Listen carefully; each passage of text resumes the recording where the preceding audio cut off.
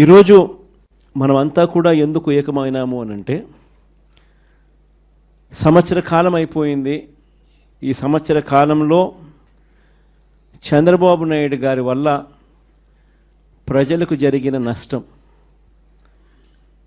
నేరుడు సంవత్సరం చంద్రబాబు నాయుడు గారు ఇస్తాను అని చెప్పిన ఏ హామీని నెరవేర్చకపోవడం వల్ల ప్రతి కుటుంబానికి, ప్రతి ఇంటికి జరిగిన నష్టం ఎంత? ఈ సంవత్సరం తాను అవే పథకాలు మళ్ళీ ఇవ్వని కారణంగా మళ్ళీ ఈ సంవత్సరం జరగబోతా ఉన్న నష్టం ఎంత?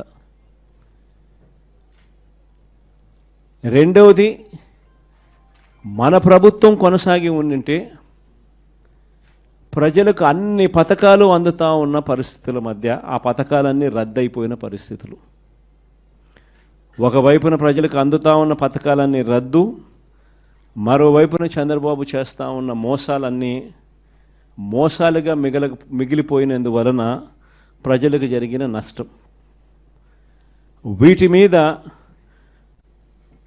ప్రజలను మరింతగా కూడా చైతన్యవంతులను చేస్తూ, ఎందుకంటే చంద్రబాబు నాయుడు ఈ మధ్య అంటా ఉన్నాడు, అసలు ఇంతవరకు తన మేనిఫెస్టోలో చెప్పిన ఏ విషయం మీద కూడా, ఏ హామీని కూడా, రిబ్బన్ కూడా కట్ చేయకుండా నేను అన్నీ చేసేసాను, ఇంకా ఎవరైనా ప్రశ్నిస్తే మీ నేలకు మందం అని చెప్పి ఏకంగా బెదిరిస్తూ ఉన్నాడు.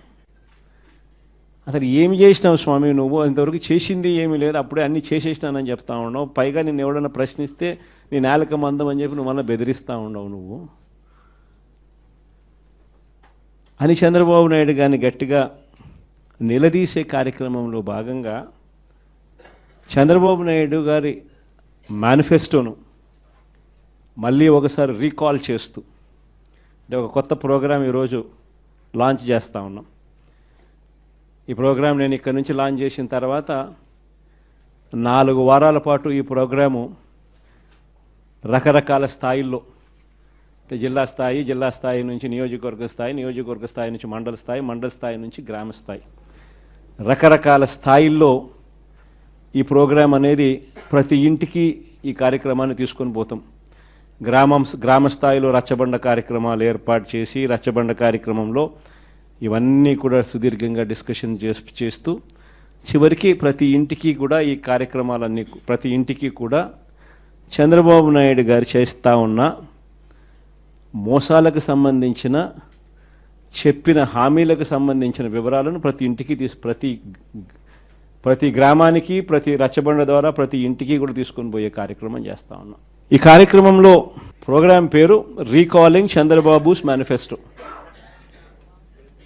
ఇంగ్లీష్లో, తెలుగులో బాబు మేనిఫెస్టోను గుర్తుకు తెస్తూ అనే కార్యక్రమానికి స్టార్ట్ చేస్తూ ఉన్నాం.